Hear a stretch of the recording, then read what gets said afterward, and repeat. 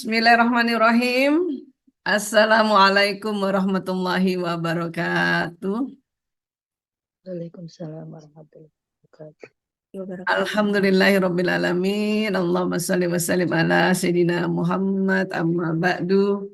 Alhamdulillah, terima kasih banyak. Ini acara yang digawangi oleh Sinergi Foundation dan Odelia Hijab. Masya Allah. Terima kasih banyak, jazakumullah khairan kasiron. Sampaikan salam hormat kami kepada Bapak Asep Irawan selaku pimpinan Sinergi Foundation. Kemudian terima kasih Teh Tia Nur Salma, owner dari Odelia Hijab. Masya Allah, tadi saya juga perhatikan hijabnya keren-keren ya, Masya Allah. Sukses selalu ya Teteh, Masya Allah. Kemudian juga tadi Pak Wahyu selaku PIC Event Sinergi yang juga telah menjelaskan pada kita tentang sepak terjang dari Sinergi Foundation ya. Dan tentunya keluarga besar Sinergi Foundation yang sedang berjuang menyalurkan amanah donasi ke pelosok daerah. Dan juga saya dengar Kang Komal yang sedang di Rafah ya untuk pendistribusian untuk Palestina ya.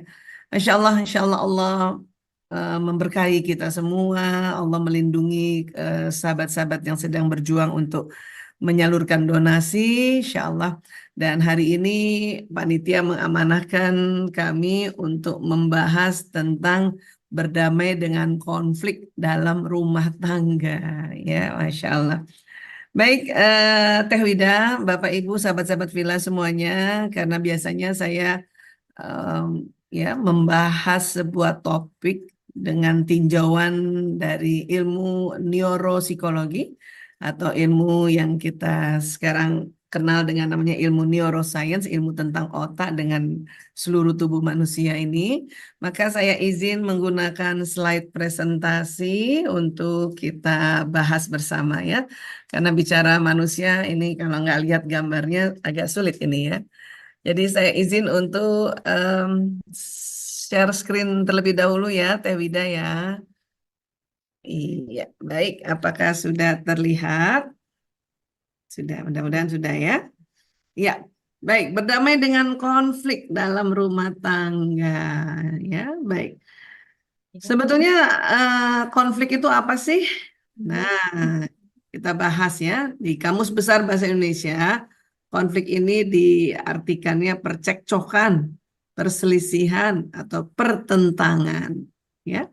Dan juga konflik diartikan ketegangan atau pertentangan di dalam cerita rekaan atau drama. Jadi kalau di dalam drama itu selalu ada konfliknya, ya.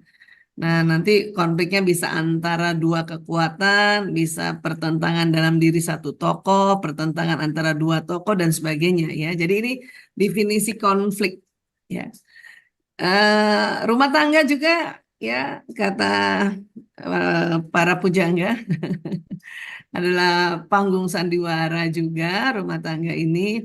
Jadi disitulah pasti ada konflik ya. Namun sebetulnya konflik terjadi itu kenapa sih? Nah, konflik terjadi karena sebetulnya adanya banyak perbedaan. Perbedaan apa? Jelas di dalam rumah tangga suami istri saja itu sudah beda gendernya ya. Nanti anak kita ada yang laki, ada yang perempuan itu sudah beda gender. Itu juga akan terjadi konflik, terjadi pertentangan, ya, kesalahpahaman karena beda cara berpikir anak laki dan anak perempuan. Beda apa lagi? Beda watak, ya. Karena watak ini juga banyak jenisnya dan ingat watak ini genetik. Ini di memang Allah sudah berikan di dalam turunan gitu lewat kromosom. Di dalam kromosom ada gen DNA dan sebagainya. Itu dia ada jenis watak ya. Nanti apalagi beda usia ya, suami istri aja yang beda usianya, apakah suaminya lebih muda ataukah lebih tua atau kebalikannya, itu juga akan menimbulkan konflik ya. Dan juga sama anak-anak ya, si ayah ibunya generasinya berbeda dengan anak-anak yang generasi baru. Nah, ini juga akan menimbulkan konflik. Beda apalagi pola pikir, cara berpikir. Cara berpikir ini tentunya diwarnai oleh ilmu-ilmu yang sudah dipelajari. Ya. Kadang-kadang ayah bunda suka lupa kalau anak nih masih kecil, ilmunya masih kurang, masih belum lagi seperti ayah bundanya. Kadang-kadang kita merasa harusnya dia tahu dong. Loh, tahu dari mana kalau nggak kita bantu untuk menjelaskan, bantu untuk menasehati, ya. Kemudian beda apa? Beda budaya pola asuh, ya. Suami istri datang dari keluarga yang berbeda, pola asuhnya berbeda, ya. Punya masing-masing orang tua, makanya nanti akan berkonflik lagi dengan orang tua sendiri, dengan mertua, dengan ipar dan sebagainya, ya. Dan juga beda pengendalian diri, ya. Jadi saking banyak bedanya inilah maka konflik bisa terjadi. Yang penting sadar aja konflik ini terjadi karena perbedaan. Oke, baik. Kemudian ya, satu dua tiga, suara masih terdengar? Oke, ya. Sebetulnya goalnya apa sih dengan adanya perbedaan? Goalnya adalah kita membentuk keharmonisan atau harmonis. Harmoni atau harmonis juga itu diartikan dengan bersangkut paut dengan, ya, atau keselarasan, atau juga sebetulnya harmonis itu menghargai perbedaan, ya. Sehingga kalau kita bilang hubungan harmonis itu bukan hubungan yang sama, tetapi hubungan yang menghargai perbedaan. Sehingga hubungan harmonis ini hubungan yang dijalin dengan penuh kasih sayang, saling memahami itu, ya, saling menghormati dan juga saling mendukung, ya, saling mendukung. Jadi kalau ada kata saling itu berarti beda itu. Ada dua perbedaan atau beberapa perbedaan yang nanti kita saling memahami saja gitu. Karena kita nggak bisa ngotot, saya maunya kayak gini, aku kan kayak gini, nggak bisa ngotot kayak gitu. Ya, maka nanti akan terjadi banyak konflik kalau kita bertahan kepada ya cara kita berpikir, cara kita memandang satu peristiwa. Maka hubungan harmonis ini adalah menghargai perbedaan. Oke? Nah, kemudian inti harmonis itu adalah komunikasi. Komunikasi yang bagaimana? Yang efektif. Nah, sekarang komunikasi efektif itu apa? Apabila pesan yang diterima difahami dengan baik dan membuat nyaman, itu efektif. Ya, paham, ya, dan membuat nyaman. Karena ada komunikasi yang bikin nggak nyaman. Ya, banyak tuh komunikasi yang nggak bikin yang nggak nyaman. Padahal maksudnya ingin memotivasi, tapi nggak bikin nggak enak gitu. Kalimat-kalimat yang misalnya ya banyak tanpa sadar memerintah. Suami perintah istrinya, istri perintah suaminya, tanpa sadar mantu perintah mertua, mertua perintah mantu, ya. Itu tuh maksudnya mungkin mau memberi motivasi ya. Contohnya misalnya kalimat cepetan, cepetan, itu tuh rasanya ya, memang sih disuruh cepetan gitu. Cuman kadang-kadang suka ada buntutnya tuh kalimat cepetan, cepetan. Masa gitu aja lama banget? Nah, itu yang masa gitu aja lama banget. Ah, itu yang langsung bikin ya. Rasanya kita yang tahu sih disuruh cepetan, paham sih, tetapi tidak membuat nyaman. Maka komunikasi itu berarti belum efektif. Ya. Nah, Waisa bukannya waktu berumah tangga ini berdasarkan cinta. Ish, iya sih. Ya, terus apa yang terjadi pada cinta setelah pernikahan? Kemana tuh cinta itu? Nah, ini dia. Cinta ini ya akan senantiasa bisa diikat dengan baik ya. Kalau landasan pernikahan awal bukan hanya sekedar cinta, tetapi yang paling hakiki adalah ada kata lillahi ta'ala. Karena Allah. Ya.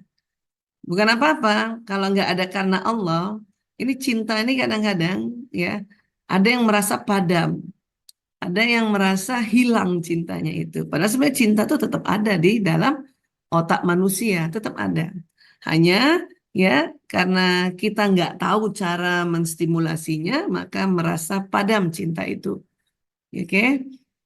Tapi karena selalu ingat Allah, maka kita kadang nggak mau gegabah, ya, untuk segera misalnya memutuskan tali silaturahim di dalam keluarga kita, ya, karena ingat Allah, ingat Allah, ingat Allah.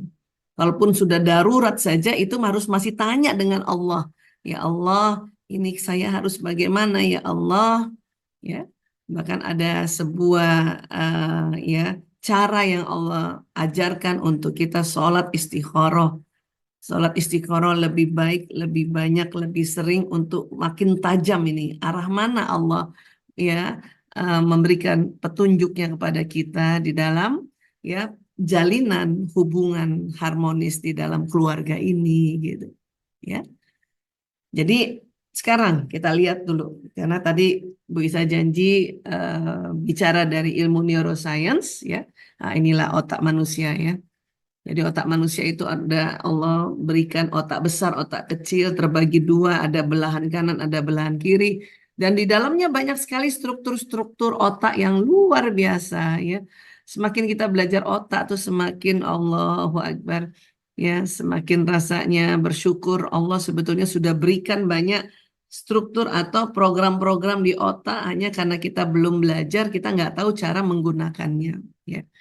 Salah satunya apa? Salah satunya adalah di tengah otak manusia, di pertemuan dua alis ini, didorong ke dalam itu, kalau dibor ke dalam, ya, nah, itu ada sebuah kelenjar namanya pituitary, ya. Nah, di sini ternyata ada hormon. Ya, hormon itu apa? Hormon itu zat kimia, ya. Yang seperti apa hormonnya? Yang bisa membuat bahagia, hormon yang memunculkan rasa kasih sayang, hormon yang memunculkan cinta, dan hormon yang membuat kenyamanan. Ya, jadi ada di dalam situ. Ya. Artinya cinta tetap ada, iya tetap ada. Ya, ya kalau orang kata-kata orang cinta tak pernah padam. Ya, memang sebetulnya, cuman nggak pernah paham aja orang bagaimana untuk menstimulasinya gitu. Dan karena komunikasi yang tidak efektif, itulah yang akan membuat tambah konflik. Ya, kadang-kadang istri tuh suka nggak sadar tuh nyuruh-nyuruh suaminya. Atau kalau di telepon tuh saya suka dengar istri-istri nelpon suaminya tuh nggak ada kelembutan, nyuruh aja kerjanya. Ya, kalau suami nyuruh istri itu masih bisa masuk akal karena memang suami itu levelnya pimpinan di situ. Tapi kalau istri yang nyuruh suami itu yang langsung rasanya saya aja yang dengar nggak enak, apalagi si suami yang dengar istrinya. Cuman kadang-kadang laki-laki suka malas aja dia bertengkar ya. Atau mungkin anak dengan ibu, anak dengan ayah gitu, mantu dengan mertua, itu sering sekali itu cara bicara, cara komunikasi. Pokoknya ingat ya, memang komunikasi ini kita mencoba untuk orang paham dan membuat orang nyaman. Tuh, ingat baik-baik ya. Faham nyaman, faham nyaman, faham nyaman. Ya. Nah, ini penting sekali karena ini yang nanti akan membuat ya komunikasi efektif. Dan komunikasi efektif adalah inti keharmonisan. Dengan kita bisa berikhtiar untuk ya senantiasa berupaya untuk saling memahami ini, maka ini akan mengurangi konflik. Oke? Nah, sekarang Bu Isa, gimana caranya mengeluarkan hormon-hormon ini dari dalam otak kita? Ya, banyak cara. Cara pertama banyak senyum. Jadi kalau suami istri datang, ya tolonglah istri yang senyum duluan. Males Bu Isa, saya sudah kasih senyum dia nggak bales. Ya memang begitu laki-laki. Laki-laki itu ngebalesnya lama. Dia baru loading bisa bales senyuman itu sekitar di atas 10 menit. Ya. Tetapi secara visual, secara mata dia senang lihat istrinya senyum. Tapi baru bisa ya membalas senyumannya itu di atas 10 menit. Karena apa? Karena otot wajah laki-laki tidak selentur otot wajah perempuan. Ya, kelenturan itu juga diwarnai oleh hormon. Hormon apa? Hormon yang disebut hormon laki-laki yang namanya testosteron. Ya, jadi udah para istri ya senyum aja. dibalas nggak dibalas, kasih senyum aja. Ya, oke. Nah, apalagi yang bisa membuat hormon ini keluar? Ya, tertawa, tertawa. Jadi kalau misalnya nanti anak kita cerita sesuatu yang menurut dia lucu, tapi bunda merasa kok belum lucu, udah ketawa aja dulu. Ya, mudah-mudahan dengan ketawa malah muncul hormon bahagia, keluar dia nanti dari pituitary. Masuk mana Bu Isa? Masuk pembuluh darah. Nanti masuk ke jantung. Jantung nanti memompa ke seluruh tubuh dan lama-lama badan kita tuh nyaman. Ya, mertua misalnya cerita bahwa temennya itu lucu dan kita kita pada saat mertua cerita pasanglah senyum sambil ngangguk-ngangguk ya. Nanti kalaupun nggak ngerti maksud ceritanya mertua, tetapi karena kita senyum dan kita ngangguk-ngangguk, ini hormon cinta nih keluar dengan sendirinya loh, ya, keluar dengan sendirinya. Jadi senyum dulu Bu Isa, iya senyum dulu. Bukannya harus ada rasa bahagia dulu baru bisa senyum, enggak. Senyum aja dulu, baru hormon bahagia keluar. Kalau nunggu bahagia dulu baru senyum, lama, lama. Pokoknya senyum aja dulu. Tabassumuka fi wajhi akhika sadaqah.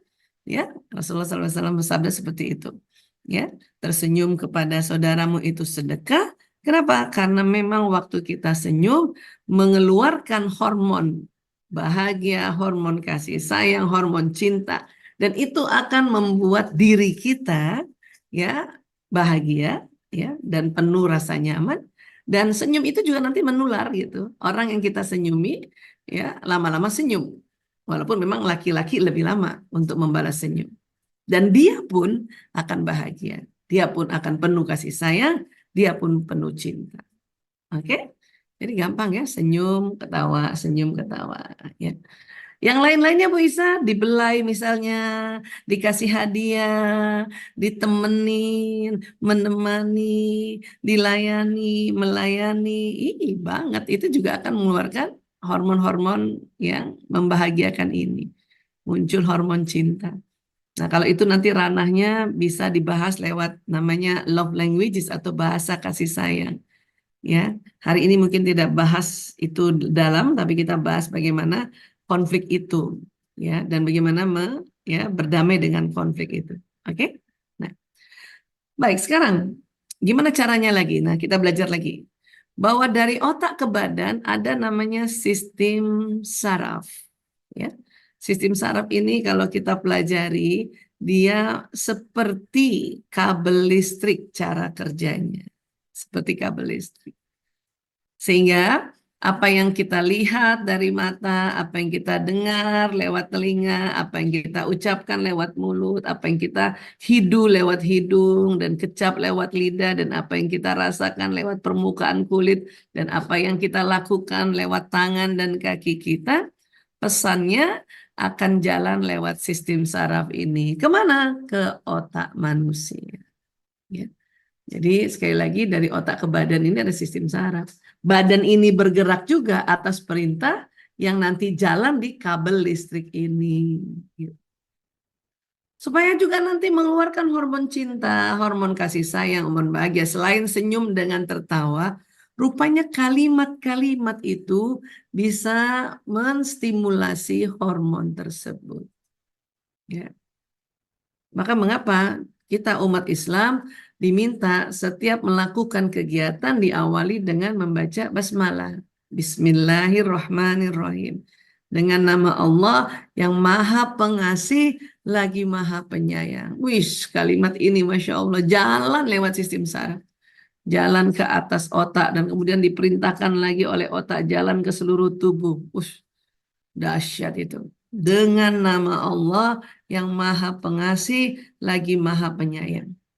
Sahabat-sahabat Villa, ayah bunda, teman-teman, cobalah kalau pas baca basmalah, itu bayangkan kalimat itu jalan lewat sistem saraf ke otak dan ke seluruh badan. Coba ya. Coba baca basmalah. Bismillahirrahmanirrahim. Dengan nama Allah yang maha pengasih lagi maha penyayang. Oh itu dahsyat itu. Saya aja merinding ya. Jalan dia. Dan seluruh tubuh sangat senang kalimat-kalimat yang selalu ada kata Allah. Ya. Sel-sel tubuh ini luar biasa ya. Mereka semua bisa dapat menerima pesan dari sistem saraf dan bahagia sekali. Itulah makanya kita umat Islam disuruh sering-sering berzikrullah. Sebut Allah, ya. Sebut kalimat-kalimat thayyibahnya, ya. Sebut asmaul husnanya supaya jalan di sini. Oke? Terus Bu Isa kalau pakai bahasa sendiri, bahasa Indonesia bisakah? Bisa, bisa. Memang lebih power kalimat-kalimat yang Allah sudah ajarkan. Tapi bahasa sendiri pun itu bisa jalan di sistem saraf ini. Maka untuk menstimulasi lagi rasa cinta, karena tadi pertanyaannya kemana cinta setelah pernikahan, ya maka sebut-sebutlah, ya bicaralah, ngomonglah. Walaupun orangnya nggak di depan kita, tapi sampaikan, ya Allah, saya semakin mencintai. Nah, ini buat istri, katakan suamiku. Dan kalau perlu sebut namanya lengkap, ya bisa punya suami namanya Priyanto bin Sismadi Parto di Mulyo. Ya Allah, saya semakin mencintai suamiku, ya Allah. Sebut namanya Priyanto bin Sismadi. Atau seorang suami mengatakan saya semakin mencintai istriku, ya Allah. Walaupun orangnya nggak ada. Kita melafazkan saja itu jalan. Dan juga anak-anak, ya Allah, saya semakin mencintai anak-anakku, ya Rob. Apalagi kalau nanti ya ditutup kalimatnya dengan apa? Lillah. Lillahi ta'ala. Dahsyat itu. Dan terjadi mekanisme yang luar biasa di dalam tubuh kita, ya. Kalimat ini jalan cepat, kemudian nanti ya kita tadi sudah belajar ada kelenjar pituitari di sini. Kelenjar pituitari nanti dia mengeluarkan hormon bahagia, hormon cinta, hormon kasih sayang. Masuk ke mana? Masuk ke pembuluh darah, masuk ke jantung, jantung memompa lagi, nanti akan dibawa ke seluruh tubuh. Ya. Kalau sistem saraf ini bisa jalannya cepat, sekitar 320 km per jam. Kalau pembuluh darah yang ada ya di tubuh manusia itu hormon jalannya pelan-pelan, pelan-pelan. Kenapa nggak cepet-cepet aja Bu Isa? Kalau cepet-cepet badan ini langsung bisa loncat, itu bahaya malah. Ya, pelan-pelan ya, pelan-pelan. Ya, bisa dalam hitungannya menit baru nyaman lagi. Maka ulang-ulang, ya Allah, saya semakin mencintai suamiku, ya Allah. Saya semakin menyayangi ibu mertuaku, ya Allah. Sebut namanya. Saya semakin menyayangi kakak-kakak iparku, ya Allah. Sebut namanya, sebut. Ya. Karena nanti akan berpengaruh di pikiran dan berpengaruh juga di jantung atau orang bilang kolbu kita. Ya Allah, ya Rabb. Ya. Jadi kalimat-kalimat yang indah ini, kalimat-kalimat yang baik ini, dia jalan di badan kita dan menstimulasi hormon-hormon bahagia itu. Hormon cinta, hormon kasih sayang. Cuman kata-kata doang Bu Isa, iya. Ya, itulah makanya kita juga di dalam ibadah, ya, sholat, itu kita diminta untuk mulai dari awal, mulai dari niat, itu kalimat-kalimat. Ya. Kemudian mulailah kita bertakbir di awal, ya, Allahu Akbar. Itu bayangkan Allahu Akbar. Ya, kemudian kita baca lagi doa iftitah, baca Al-Fatihah, baca ya surat-surat pendek, dan baca doa setiap ruku, ya, baca doa iktidal, baca doa ya pada saat sujud. Dan sebagainya itu kalimat semua dan itu akan jalan di badan. Allahu Akbar. Tentu sewaktu kita membacanya dengan lebih tartil, lebih ya tumak nina, pelan-pelan, dan lebih khusyuk. Yang namanya khusyuk itu kita membayangkan kalimat itu jalan di badan, itu lebih dahsyat lagi. Hormon yang keluar di kelenjar pituitari ini lebih banyak lagi. Ya, itulah makanya habis sholat yang khusyuk itu enak sekali. Ya, enak sekali. Bahkan ibadah lainnya, puasa kita diawali dengan niat, ya, kemudian niat itu jalan. Selama kita saum, kita ngomong yang baik-baik. Kenapa? Karena dia akan jalan luar biasa. Ya, pada saat tadi kita ya berzakat, bersedekah, berinfak, berwakaf, ya, itu kita niatkan lillahi ta'ala. Itu benar-benar akan benar-benar jalan di badan dan benar-benar setiap orang yang menyumbangkan, menginfakkan dan bersedekah dan mewakafkan karena lillahi ta'ala itu badan yang mengerjakannya itu ya tanpa terasa lelah ya. Karena lillah. Juga sama teman-teman yang membantu menyalurkan. Karena kadang-kadang kita bisa menyumbangkan tapi nggak tahu mau disalurkan di mana. Itulah teman-teman keluarga besar di Sinergi Foundation melakukan hal ini. Dan itu pada saat mereka melakukan pekerjaan, kemudian mereka menyebutnya pekerjaan itu karena Allah, lillahi ta'ala, dia jalan di sistem saraf, maka Allah memberikan kekuatan di badan ini. Ditambah lagi hormon-hormon yang keluar. Makanya waktu membantu, mengirimkan donasi, menyalurkan donasi itu penuh rasa kasih sayang. Ya, dan bahagia gitu. Kita habis memberikan sesuatu tuh bahagia tuh luar biasa. Paham ya? Nah, sekarang Bu Isa kalau misalnya kalimat-kalimatnya ini kalimat-kalimat yang negatif, ya, apakah dia jalan juga? Misalnya kita bilang saya kesal, saya marah, saya takut, saya sedih, ya. Apakah jalan? Iya, jalan juga. Hanya luar biasanya sistem saraf ini diperintahkan oleh Allah untuk kalimat-kalimat yang dikatakan membuat negatif itu tidak langsung jalan cepat ya dibanding kalimat-kalimat positif. Ada waktu tunda. Ya. Biasanya kalau diucapkannya berulang kali, baru dia jalan. Ya. Dan kalau kalimat negatif jalan, itu bukan hormon nyaman yang ada di pituitary yang keluar, tetapi ada ya kelenjar lagi yang ada di atas ginjal. Ini ginjal kita. Ginjal ada dua, di atas ginjal itu ada namanya kelenjar adrenal. Ini mengeluarkan hormon stres. Hormon stres itu ada 3 serangkai, adrenalin, oksitosin, dan norepinefrin. Kalimat-kalimat yang membuat ya energinya menjadi negatif, emosinya negatif, dia jalan dan dia akan keluar nih. Masuk lagi juga pembuluh darah, masuk juga ke jantung dan akhirnya jantung memompakan darah itu ke seluruh tubuh, akhirnya kita tambah stres. Ya. Walaupun memang setiap hari Allah memberikan ya kelenjar adrenal ini ya fungsi untuk mengeluarkan hormon stres. Kenapa? Karena di persiapan. Jikalau tiba-tiba ada kondisi-kondisi yang bahaya, maka hormon stres ini harus banyak keluar untuk apa? Kita lari kah, kita loncat kah, ya, atau kita ya membuat diri kita bisa menghadapi sesuatu yang bahaya.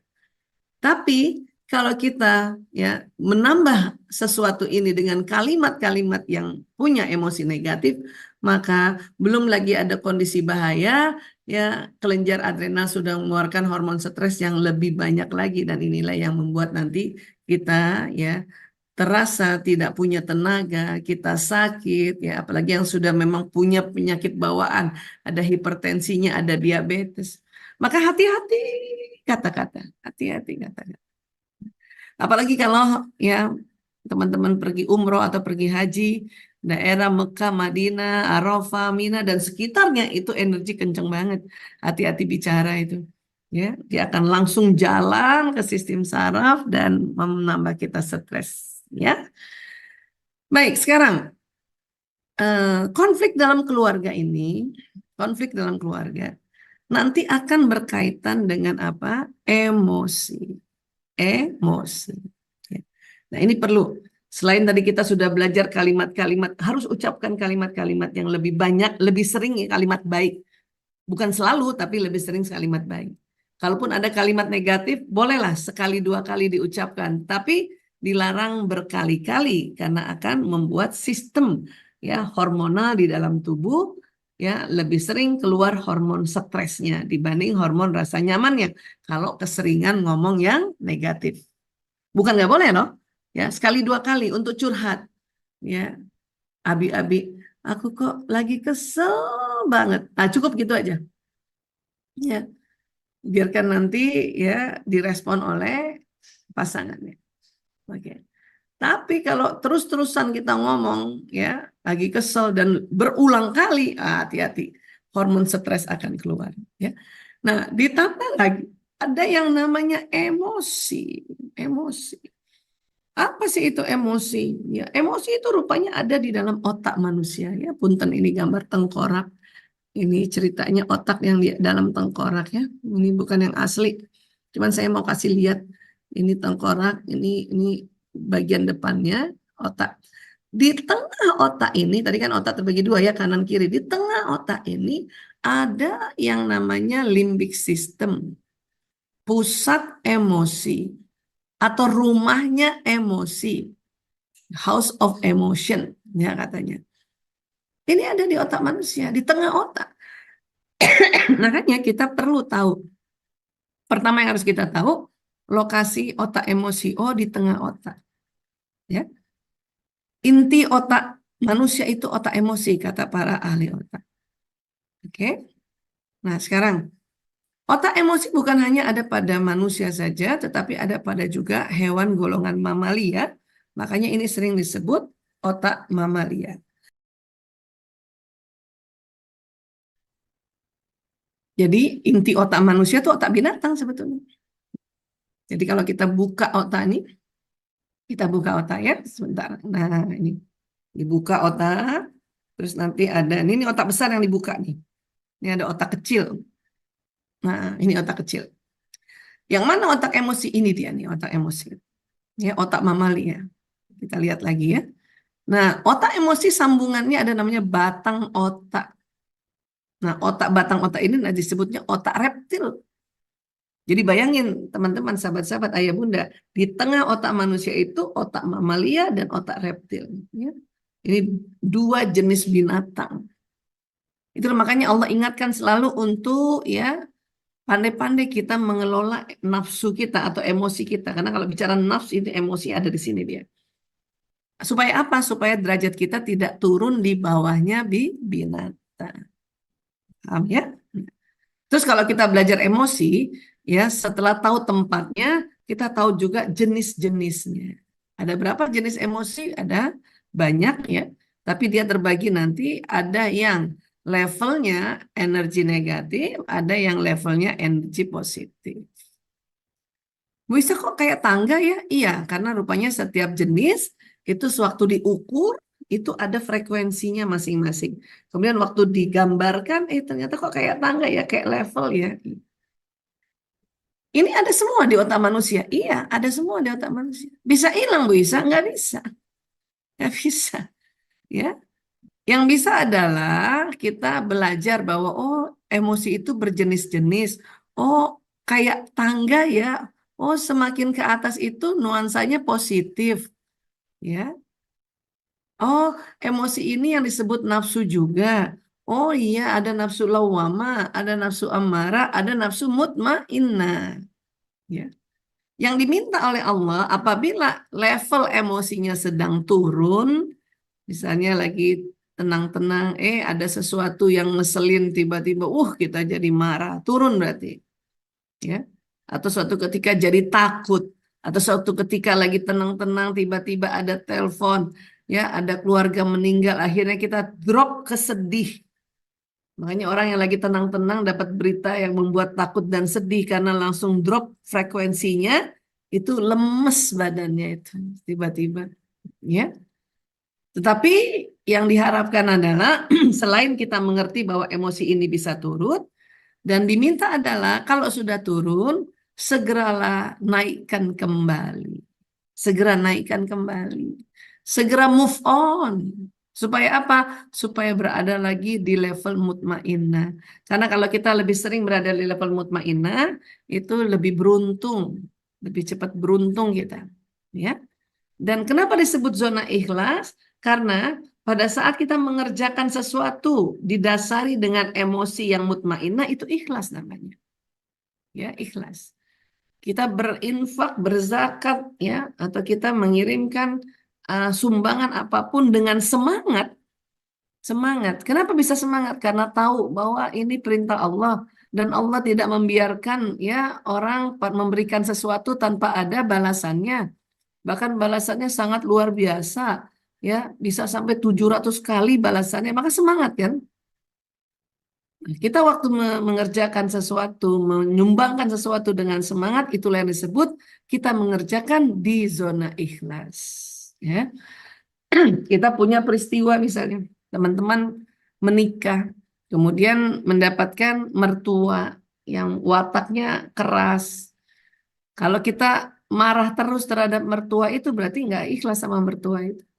Kalau kita takut terus, cemas terus berarti nggak ikhlas. Maka segeralah naikkan level emosi untuk apa? Bisa saja menerima dengan ya bahwa oh iya memang mertuaku bukan jahat, mertuaku itu punya watak ekstrovert yang kalau ngomong ceplas-ceplos apa adanya. Jadi waktu kita bisa menerima ini, itulah yang disebut kita menerima mertua kita dengan ikhlas, ya, dengan ikhlas. Atau kita damai, itu tadi. Kita senantiasa ya pada saat kita lagi marah kesel kan turun tuh cepat-cepat move on ke atas, turun lagi cepat-cepat move on sampai pada level kita damai menjalankan semua konflik-konflik ini dengan emosi yang damai, maka itulah ikhlas. Enlightenment, pencerahan itu apa Bu Isa? Orang yang berada di enlightenment itu biasanya satu setelah ibadah, ya ibadah khusus ya sholat ya puasa ya, kemudian ya sedekah, zakat, infak dan sebagainya. Itu biasanya plong langsung ke enlightenment. Orang habis nyumbang itu mendonasikan sesuatu itu tiba-tiba emosinya itu naik tanpa terasa ya, teng teng teng teng teng akhirnya di enlightenment. Makanya katakan kalau lagi sering bersedih, sering takut, udah bingung nggak tahu kenapa sedihnya, kenapa takutnya, tapi masih bisa kita kenali bahwa iya dia takut apa ya? Ya sudah, pokoknya daripada nyari-nyari jadi tambah takut, ya lebih baik ya berinfak, bersedekah, dia akan naik ke atas. Teng, teng, teng, teng. Bukannya harus sholat Bu Isa? Iya sholat. Hanya kan kalau sholat tunggu waktu kan untuk sholat. Kalau infak sedekah ya itu kan nggak nunggu waktu. Ya takut nih di jam-jam gini belum zuhur, padahal sudah duha, ya mau sholat udah sholat duha apa sudah belum lagi zuhur. Ya sudah kita sekarang enak ya kita bisa mendonasikan dengan cara yang gampang lewat online dan sebagainya. Maka tanpa terasa dia naik akhirnya sampai di enlightenment. Ya, kita lagi saum ini sesaat sebelum buka itu lagi di enlightenment itu di pencerahan itu. Makanya kenapa sekarang ada istilah ya ngabuburit misalnya menjelang buka itu diisi dengan tausiah-tausiah ya atau kita mengaji dan mengkaji itu supaya kita pas di enlightenment masuk ilmu kita. Masuk ya di akal kita ya prinsip-prinsip kehidupan itu. Itu cerah banget. Masya Allah. Paham ya? Ya. Sekarang, apakah bisa selalu kita di atas ini? Selalu. Nggak bisa kalau selalu. Inilah manusia. Allah kasih dinamika untuk turun. Yang penting naikkan lagi. Turun lagi. Nggak pernah selalu di sini. Ya, kita nggak akan bisa merasakan bahwa kita damai kalau belum pernah jatuh, pernah marah, pernah takut, sedih. Ya. Pokoknya takut boleh bisa, boleh, tapi cepat-cepat move on. Sedih boleh, boleh, tapi cepat-cepat move on. Kesel boleh, boleh, ya. Tapi cepat-cepat move on. Sombong, sombong apalagi ini sering muncul dengan sendirinya. Sombong, ria, kadang. Tapi cepat-cepat naik ke atas, ya. Bagaimana caranya? Nah, ini yang nanti membedakan. Cara naik ke atas ini membedakan. Ada orang cara naik ke atasnya dengan nangis, ada orang dengan curhat, ada orang dengan banyak tarik nafas dalam. Tapi yang paling mulia adalah untuk naik ke atas, kata Allah apa? Ingat aku, maka aku akan ingat kamu. Sebut-sebut aku, kata Allah. Itu yang mulia. Supaya ya lebih cepat bisa move on naik ke atas. Memang cara untuk naik ke atas level emosi ini, cara umum adalah ada istilah kita allowing. Ya, kita biarkan begitu dengan cara tarik nafas dalam. Ya, tarik nafas dalam. Satu kali. Biasanya satu kali baru naik satu tangga. Ya, ulang lagi berkali-kali. Bu Isa kalau lagi kesal sama anak, itu 3 kali tarik nafas, dia naik tangganya. Tapi kalau sama suami, 9 kali naik nafasnya. Karena beda. Ya.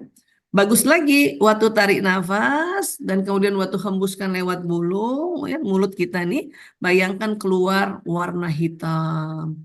Kalau misalnya marahnya terhadap sebuah peristiwa yang sangat membuat marah. Atau bagus lagi bentuk tulisan. Kita bayangkan tulisan ada tulisan marah, kesel, benci. Pokoknya ada tulisan lah.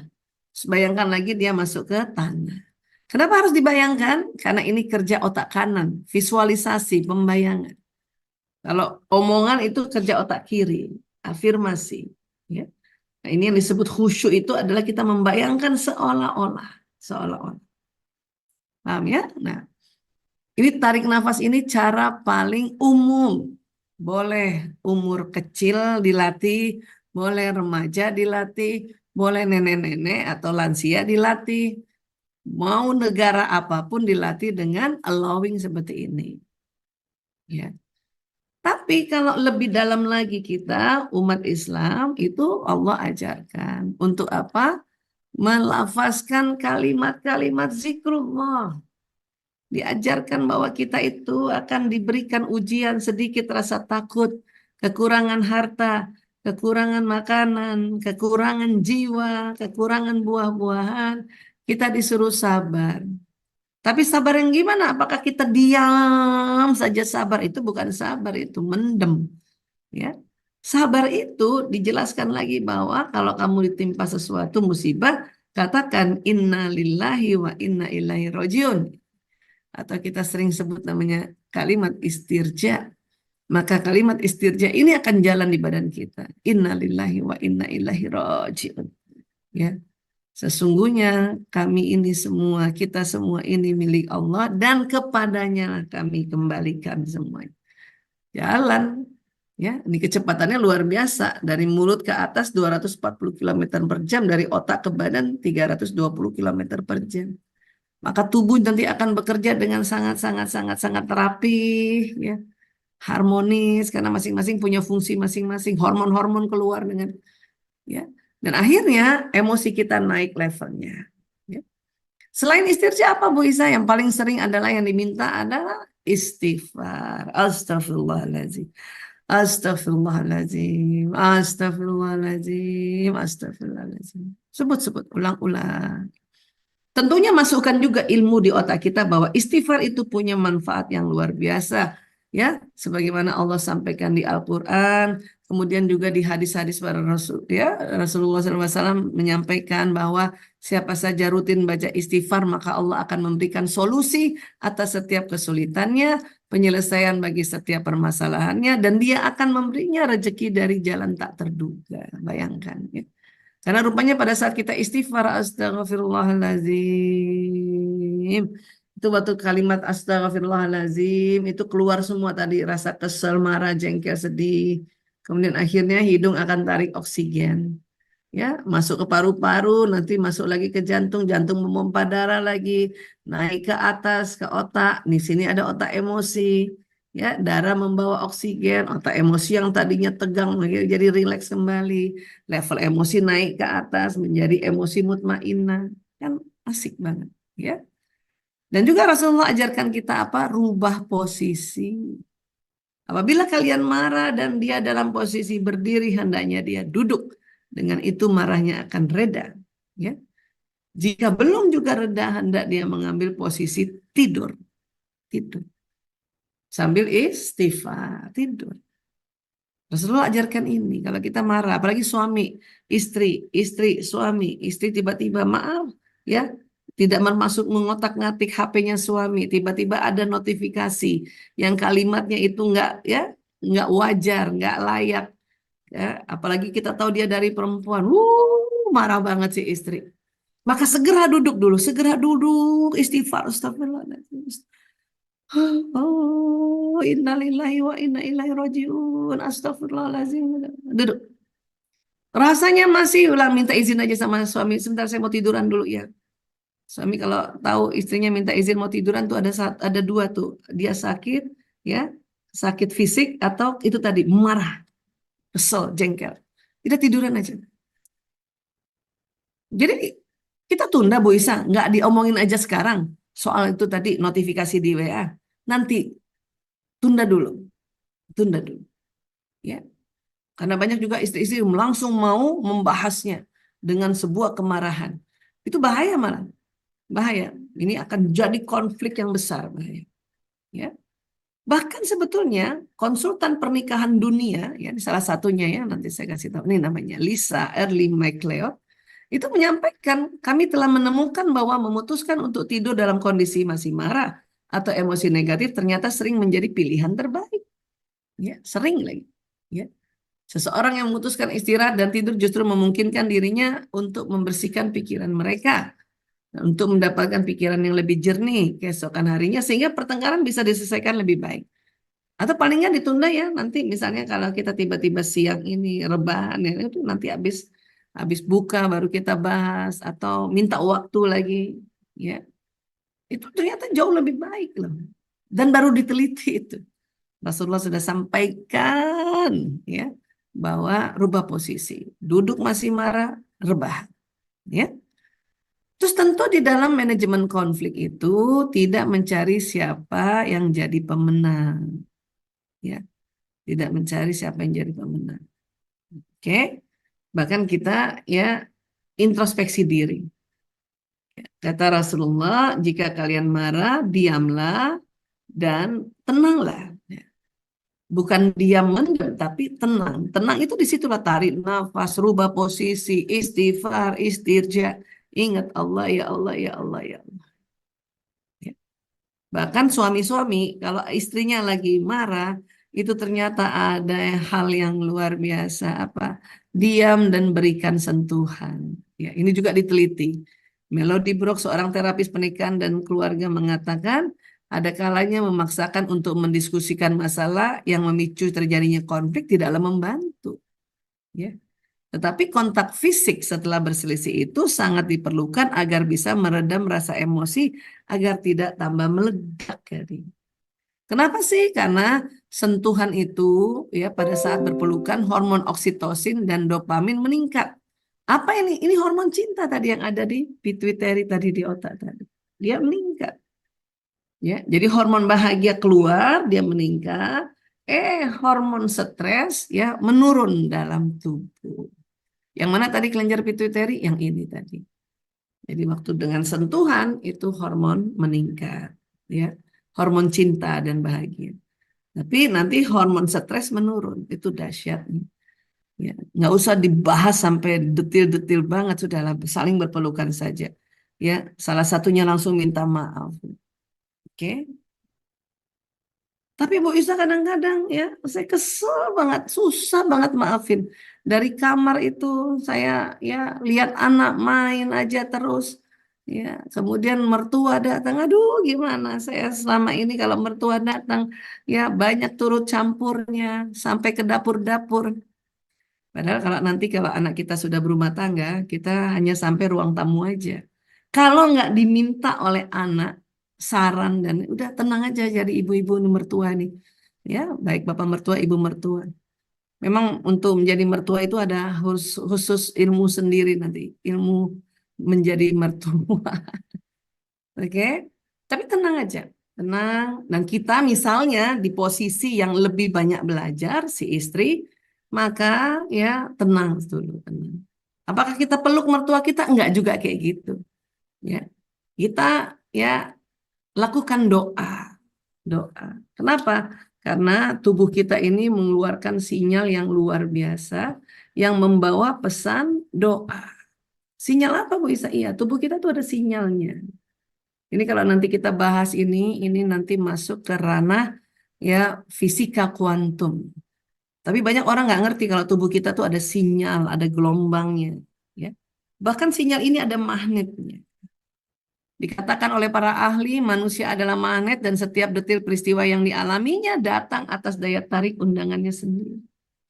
Kalau ada seseorang mengatakan saya kok ya hidup saya ini sudahlah ini bagaikan ya sudahlah jatuh pas jatuh tertimpa tangga keinjak orang, wah itu berarti kita sendiri yang narik itu, ya. Jadi kalau kenapa tadi kalau kita takut, marah, sedih, sombong, disuruh cepet-cepet move on, karena hati-hati kalau kelamaan akan bermasalah secara fisik dan juga secara energi menarik peristiwa itu. Orang yang marah dan nggak cepet-cepet naik move on ke atas itu peristiwa yang bikin tambah dia marah akan tambah datang, akan ditarik gitu, ya. Orang yang selalu mengeluh, ya, mengeluh, mengeluh. saya nggak bisa apa-apa, saya cuma jadi istri biasa, akan begitu aja terus. Tapi kalau misalnya ada seseorang ya, kemudian dia senantiasa memang pernah sedih, kesel, tetapi cepat-cepat move on dengan sebut-sebut nama Allah tadi, ya Allah, astagfirullahaladzim. Ya. Kemudian ya masuk ke level bersyukur. Tadi menerima, ya Allah saya bersyukur memang kondisi rumah saya begini ya Allah. Gitu karena bersyukur. Nah, karena bersyukur itu sering bakat-bakat di otak kita itu terakses. Ya, bakat. Contoh misalnya Teh Tia. Teh Tia mungkin pasti punya bakat itu. Ya, tadi dari videonya menceritakan mungkin ya karena ingin juga berkiprah untuk kita ya muslimah-muslimah ini mempunyai baju muslimah yang bagus, rapi, apik ya dan membuat kita nyaman. Nah, itulah bakatnya muncul itu karena sebuah niatan, bakatnya muncul sehingga ya Allah kasih ilham untuk bikin ini, bikin itu, bikin ini. Nah, seperti itu. Ya. Dibanding kita selalu mengeluh, maka keluhan itu juga akan ditarik. Ya. Maka hati-hati, ya, karena keluhan ini kalau kita ngeluh terus, maka keluhan itu ditarik. Hati-hati ya. Ya, makanya itu tadi segera. Ya, boleh sih kita bilang, aduh saya sedih, cuman nggak boleh lama-lama. Segera istighfar. Ya. Terus apa yang harus kita lakukan? Ya, itu tadi doa lah. Karena sinyal ini memang keluar dari pembuluh meridian ini, titik-titik ini di bawah kulit ada 360. Dan sinyal ini membroadcast doa, doa, doa, doa, doa, doa.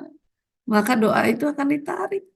Tentunya waktu dijawab doa oleh Allah itu ada 3 konsepnya. Pertama, persis dengan apa yang kita minta. Kedua, diganti jauh lebih baik, ya. Ketiga, ditunda dulu sampai saatnya memang tepat itu. Tapi nggak boleh berhenti doa. Nggak boleh berhenti doa. Ini kenapa? Karena sinyal kita nyala terus. Nyala terus. Allahu Akbar. Terus sinyal. Gadget aja bisa mati. Sinyal kita nyala terus. Kapan mati? Ya nanti kalau kita meninggal, dikala tubuh kita sudah berpisah dengan sinyal ini. Karena sinyal ini adalah bagian daripada ruh. Ya. Sinyal ini. Dan sinyal inilah yang membawa pesan doa, pesan niat, pesan ucapan, pesan pikiran, pesan perasaan, pesan ya prasangka juga. Jadi makanya hati-hati berprasangka. Dan sinyal ini ya ini nggak main-main ya. Dan doa itu kata Nabi, doa itu senjata orang mukmin, tiang agama serta cahaya langit-langit dan bumi. Jadi rupanya orang yang berdoa itu cahayanya bisa tembus langit itu dan sampai juga ke seluruh bumi. Misalnya punya anak tidak di Jakarta atau tidak di kota bersama kita, dia ada di Bali misalnya atau di Medan, di Makassar atau bahkan di luar negeri sekalipun sang bundanya mendoakan maka sinyal ini sampai pada ya anak kita atau sampai pada pasangan yang sedang LDR kah, sedang LDM kah, sedang di ya dalam perjalanan dan sebagainya. Ya, paham ya? Jadi kita ini, tubuh kita ini betul-betul mengeluarkan sinyal dan sinyal ini yang membroadcast ya omongan kita, niat kita, doa kita. Dan luar biasanya sinyal setiap orang memang nanti beda-beda panjangnya. Beda-beda panjangnya. Ya. Sinyal ini akan bertambah panjang ketika kita habis berwudu, habis sholat. Ya. Tentu orang yang sholatnya ya misalnya ambil sholat fardu pasti panjangnya ya standar. Kemudian ada orang yang menambahkan dengan sholat sunnahnya, sholat sunnah rawatibnya, qobliyah ba'diyah, maka tentu sinyalnya akan panjang. Ya. Orang sedang berpuasa ternyata sinyalnya panjang ya. Kalau saya bahas di sini bisa lama lagi, tetapi saya ambil kesimpulannya dulu. Orang yang sedang saum sinyal semakin panjang karena ini ada kaitannya dengan metabolisme makanan minuman. Ya. Apalagi yang memperpanjang sinyal selain tadi wudhu, sholat, puasa, sedekah, sedekah, infak, zakat, wakaf, itu memperpanjang sinyal. Itulah makanya mengapa pada saat kita habis bersedekah, berinfak, berzakat, berwakaf diminta untuk ya apa mau doa apa gitu. Karena mumpung sinyal lagi panjang-panjangnya, sebut apa yang diharapkan, mohon pada Allah. Jadi teman-teman, kenapa kita ya Allah minta untuk melakukan ibadah-ibadah khusus itu kalau untuk sinyal ini memperpanjang sinyal. Bisa kok ngomong sinyal melulu ya, sekarang kita carinya sinyal melulu. Ya nggak sih? Mbak Wida kemana-mana rasa nggak selalu nyari ada wifi nggak? Ada wifi nggak untuk gadget kita? Padahal tubuh kita ini adalah gadget alam semesta yang sinyalnya itu kalah 4G, kalah 5G, kalah. Tetapi memang sinyal kita kadang meredup, maka perlu diadakan ya satu ritual ibadah khusus untuk memperpanjang sinyal lagi. Orang sinyalnya sudah panjang karena rajin sholat, rajin saum, rajin sedekah puasa. Tetapi hati-hati apa? Prasangkanya. Kenapa? Karena prasangka juga terbroadcast di sinyal ini. Dan di bulan Ramadan ini, kenapa disebut bulan bercahaya? Bayangkan, semua ya kita ini, ya sebagian besar umat Islam, hampir semuanya melakukan ya ibadah saum. Kemudian ibadah qiyamnya, qiyamul lailnya itu juga diperpanjang. Sholatnya juga nggak mau sembarangan. Bayangkan, ya. Sedekahnya juga banyak di kala Ramadan. Itu sinyal panjang banget. Makanya bulan Ramadan disebut bulan bercahaya. Ya, bulan di mana kita harus terus banyak berdoa karena sinyal mumpung lagi panjang-panjangnya. Ya. Dan tentunya kenapa juga kita harus kompak dengan suami istri? Karena sinyal dari suami istri semakin lama semakin selaras. Jadi seorang suami punya sinyal sendiri, punya istri seorang punya sinyal sendiri. Tetapi dikala sudah menikah, kemudian melakukan hubungan intim suami istri, maka sinyal suami istri ini lama-lama sudah menjadi selaras. Dan ini mempermudah menarik rezeki. Kenapa? Karena sinyal ini bisa menarik rezeki. Ya, jadi artinya kenapa suami istri juga harus senantiasa belajar agar selalu bisa selaras. Dan keluarga lain bagaimana? Apakah kita juga bisa menyelaraskan sinyal? Iya bisa. Ya. Dengan anak apalagi? Ibu dengan anak sinyalnya sama. Kemudian dengan bapak ibu kita, oh iya jelas sinyal kita sama. Dengan bapak ibu mertua, ya suami, misalnya kita nih istri, saya istri. Bapak ibu mertua saya pasti dia sama dengan suami saya. Ya, dan karena saya dengan suami, karena hubungan intim suami istri yang intens bertahun-tahun, maka menjadi selaras. Maka juga hubungan dengan sinyal antara mantu dengan mertua itu juga bisa selaras. Dan kalau berkumpul sama-sama, itu bayangkan ya ini kayak apa gelombang sinyalnya. Dan ini akan bisa menarik rezeki. Ya, menarik rezeki karena ini kan sinyal ini ada magnetnya. Jadi kalau pada saat kita berkumpul keluarga itu berbahagialah, jangan merasa aduh pada datang lagi semua, ya. Kalau teman-teman bagaimana? Teman-teman juga bisa sama karena sinyal kita sama. Ya, bisa menarik rezeki sama-sama. Itulah makanya mengapa kalau ada tamu itu jadi sebuah keberkahan. Apalagi tamu itu mertua, tamunya itu adalah ipar, tamu. Oh, Allahu Akbar. Ya. Jadi sekali lagi inilah mengapa kita perlu berdamai dengan konflik dengan tahu cara mengatasinya. Karena konflik itu nantinya ada pada masalah emosi saja. Emosi yang naikin aja dengan apa? Ingat Allah, ingat Allah, ingat Allah.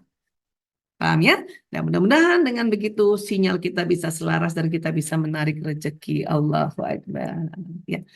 Demikian yang bisa saya sampaikan ya, Teh Wida. Mudah-mudahan masih ada waktu untuk kita ngobrol ya. Silakan, Mangga. Iya, Masya Allah. Alhamdulillah, jazakillah Bunda Aisyah atas pemaparannya. Seperti yang Baik. sudah tadi Bunda Aisyah sampaikan ya, bahwa si konflik itu ternyata terjadi karena adanya perbedaan gitu ya, entah itu Ya, perbedaan gender, perbedaan. terus perbedaan watak, terus usia gitu ya, terus pola pikir, terus budaya pola asuh juga gitu ya, dan Betul. diri juga ternyata berpengaruh ya Bunda ya. Ya, betul. Nah, terus kalau yang tadi aku ingat gitu ya, kalau inti dari keharmonisan rumah tangga itu ternyata komunikasi yang efektif, Ya, mengontrol rasa cinta dan juga emosi gitu ya, dengan cara mengingat Allah Subhanahu wa Ta'ala. iya. Itu intinya. Dan Iya, komunikasi efektif itu dua tuh. Ya, nah, difahami dan bikin nyaman. Ya, betul, Masya Allah. Terima kasih sekali lagi ya Bunda Aisyah, karena di sini sudah banyak yang mau bertanya nih. Sekarang waktunya sesi tanya jawab. Nah, tapi untuk teman-teman, untuk Bunda-Bunda dan juga Teteh-Teteh, pertanyaannya sekarang dua dulu ya. Yang mau bertanya boleh raise hand. Oh, sudah ada ya? Masya Allah. Namanya ini ada siapa? Elvina Umu Umar. Nah, untuk Teh Elvina Umu Umar, boleh open mic langsung bertanya saja. Ya, Bismillahirrahmanirrahim. Assalamualaikum warahmatullahi wabarakatuh. Waalaikumsalam. Eh, ya, Bunda Isyah, jadi begini, saya menikah dengan suami yang qadarullah kehilangan sosok bapak. Maksudnya ditinggal gitu, orang tuanya pisah saat Oh, dia itu SMP. ya, ya.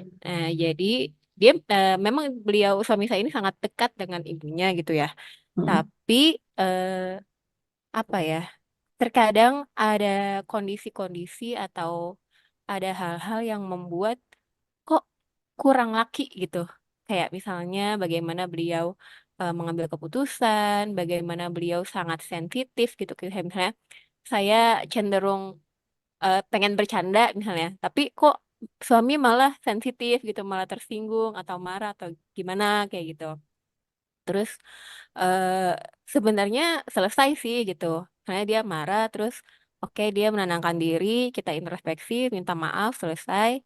Tapi eh akhirnya membuat saya jadi kayak kalau mau ngomong, kalau mau bersikap atau mau apa tuh kayak harus mikir berkali-kali gitu. Ini menyinggung suami atau enggak gitu kan. Karena tadi eh ya alhamdulillahnya Allah berikan saya keluarga yang harmonis gitu kan, orang tua sampai meninggal juga alhamdulillah ada harmonis lah gitu, bisa jadi contoh yang baik untuk saya sekarang sudah menjadi orang tua, menjadi suami istri. Tapi qadarullah suami ini sangat merasa apa ya, bukan berarti yang melambai gitu sih, bukan melambai, artinya dia tuh bertanggung jawab, dia bahkan alhamdulillah sangat kebapaan gitu ya, anak-anak juga nempel. Tapi kalau sama saya ada, ya mungkin ada apa ya, ada stresor eksternal juga yang membuat dia mungkin energinya turun. Terus di waktu yang tidak tepat saya bercanda atau gimana gitu. Nah, Iya, jadi iya. pertanyaannya, gimana sih saya harus bersikap dengan karakter suami yang qadarullah? Ya memang dia berusaha belajar untuk berubah gitu ya, tapi kan kita tidak bisa memaksakan harus bisa berubah besok kan nggak kayak gitu kan. Jadi menurut Bunda Isa apa yang saya tips dan triknya gitu untuk saya bersikap kepada suami? Jazakillahu khairan. Ya, baik, Wak Iyaki, Bunda Elvina. Ya, ini wajahnya eh, belum bisa dilihat ya. Tapi nggak apa-apa. Ini aja. Yang penting saya tahu, saya dengar suaranya. Dari suara saya mencoba mendeteksi watak dari Bu Elvina. Karena dengan tahu watak istri itu kita bisa mendeteksi juga watak suami ya. Tadi apalagi tadi diceritakan ciri-ciri suami. Jadi begini, menurut saya ini adalah karena perbedaan watak. Watak ya, bukan karena semata-mata si suami ditinggal ayahnya sewaktu usia muda. Bukan sekedar itu, bukan. Saya mencoba mendeteksi watak suaminya Bu Elvina adalah watak introvert. Watak memang yang pemikir dan pengamat.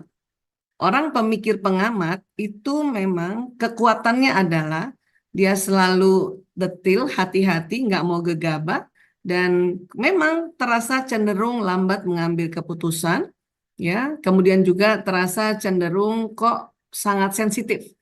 Itu memang eh, program dari watak introvert, ya. Karena Bu Elvina, menurut saya, walaupun nggak lihat wajahnya, mendengar suaranya, Bu Elvina tipe yang ada watak yang kuatnya atau watak berani atau watak yang sigap, ya kan? Gimana Bu Elvina? Watak yang mau cepat, watak yang mau mengatur kan gitu. Ya nggak Iya, sih? sigap sih, sigap, tapi Nah, lebih cenderung lebih senang diatur, nah itu lebih karena senang ngikut perempuan, gitu. itu Ya, perempuan, ha, ya, ha. perempuan. Tetapi aslinya dari dulu Bu Elvina orang yang selalu mau melakukan sigap itu cecek. dan pandai mengorganize. Gini ya, gini ya, gini ya, gini ya, gitu. Iya, Tapi betul kan, sekali. ya kan? Nah, memang 95% statistik ya, ini istri yang tipe Bu Elvina akan mendapat suami yang seperti tadi Bu Elvina ceritakan tentang ciri-ciri karakteristik dari suami. Itu begitu. Itu soulmate-nya memang. Soulmate-nya. Kenapa? Supaya nanti istri-istri yang cepat ini dia bisa tidak gegabah mengambil keputusan. Itu diharapkan gitu. Nah, suami yang tadi mengambil keputusannya harus banyak mikirnya, lama dia mikirnya. Ini dipercepat sedikit. Diharapkan ketemu di tengah kalau nanti sudah lama berumah tangga, ya. Kalau saya ditanya, bagaimana ya cara berkomunikasi yang efektif, di mana efektif dari dua, saling memahami, bisa paham dan membuat nyaman, ya. Nomor satu, untuk laki-laki pada umumnya atau suami, apapun wataknya, ya, mau introvert, ekstrovert, ambivert, pantang menegur suami atau menasehati suami di depan orang lain. Itu pegang dulu nih buat kita semua, Pak. Bu Isa juga dulu keliru tuh. Sering banget ya langsung negur Ayah Toto, misalnya apa gitu, sesuatu, terus kemudian kita, atau seolah kayak kita nasehatin depan anaknya, atau depan temannya, depan, itu buat otak laki-laki. Gitu langsung. Batang otaknya tadi, otak reptilnya itu tegang dan dia akan denial. Tahu denial? Penolakan gitu. Walaupun sebetulnya yang kita sampaikan itu kebaikan ya, kebajikan gitu. Cuma nanti Bu Isa baru tahu itu tahun 2010 karena ada penelitiannya. Nikah 92 sama 2010 konfliknya gara-gara itu tuh. Karena Bu Isa merasa ini kita perempuan harus cepat bisa, ini zaman emansipasi, boleh ngomong bebas ya, segera kasih tahu suami supaya dia. Apalagi buat tipe perempuan-perempuan, wanita-wanita yang tadi, yang kayak Bu Elvina yang mau cepat, tepat, dan gitu. Itu yang mulai kita tahan untuk, depan orang, udah, tahan aja. Bahkan kalau perlu kita liatin aja sambil tarik nafas, istighfar. Kalau takut lupa ya catat aja. Catat untuk nanti mau dibahas. Ya, satu. Kedua, ini untuk kepada laki pada umumnya ya, apapun wataknya ya. Kalau mau ngomong serius tentang sesuatu kepada suami, itu harus ditentukan waktunya. Karena tadi kondisi-kondisi emosi kan kita nggak jelas. Tentukan, minta izin. Ayah, aku mau bicara serius kepada ayah. Atau pada Abi. Kapan bolehnya? Bagus dia yang nentukan. Besok deh, habis sholat tarawih misalnya. Atau kalau misalnya dia nggak menentukan, kita yang bisa menentukan, bisa bilang, ayah boleh minta waktu kah? Ya, bukan boleh minta waktu enggak, jangan pakai kata enggak. Kita nih aneh nih, bertanya minta sesuatu boleh minta waktu enggak? Nah kalau dijawab enggak marah. Boleh minta waktu kah? Nah, itu kan bertanya kan gitu. Boleh minta waktu kah?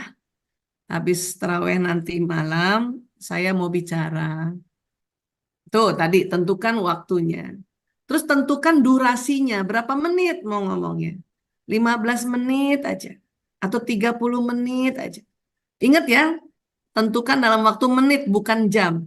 Ya, aku mau bicara 3 jam aja. Nggak jadi tuh, bapak-bapak atau otak laki-laki akan langsung banyak alasan, nggak bisa, saya ada ini, ada itu. Bilang aja 15 menit, nanti setelah 15 menit agak panjang-panjang dikit waktunya, itu lain soal itu. Tapi yang penting minta izin dulu. Ya. Ketiga, tentukan, ya, kasih tahu apa yang mau dibahas. Aku mau ngomong tentang perasaan aku, nggak tahu kenapa ya beberapa hari ini nggak enak. Gitu. Kalau misalnya suami, kenapa sih? Ya nanti aja, nanti malam aja. Oh ya sudah. Nah gitu. Itu laki-laki pada umumnya, apalagi laki-laki yang menjadi suami. Ingat ya, 2 tuh pada umumnya. Ini buat para istri juga. Terima kasih Bu Elvina bertanya mewakili. Ya, tidak menegur atau menasehati dalam bentuk bukan gitu ayah di depan orang. Atau kode mata. Oh itu nggak suka laki-laki gitu. Ya itu ada penelitiannya. Ya. Kemudian tadi tentukan waktu, berapa lama durasinya, dan bicara tentang apa. Misalnya kita mau bicara, aku mau bicara soal anak kita yang pertama. Ya. supaya laki-laki siap. Dia akan datang pada kita tanpa bawa gadgetnya. Dia akan bicara. Dan kita juga belajarlah to the point. Kita tulis-tulis apa yang nanti mau disampaikan. Insya Allah. Sebisanya kalau kita bilang 15 menit ya lebih dikit nggak masalah. Tetapi jangan terlalu banyak lebihnya. Karena besok-besok dia nggak percaya lagi kalau kita mau ajak bicara. Paham ya? Dan itu bisa lakukan setelah 2010 dan sangat-sangat efektif. Masya Allah. Alhamdulillah, Alhamdulillah. Nah, sekarang masuk ke wataknya beliau. Ya, watak introvert itu tidak suka dibercandain, apalagi depan umum. Ya, tapi dia senang cerita lucu.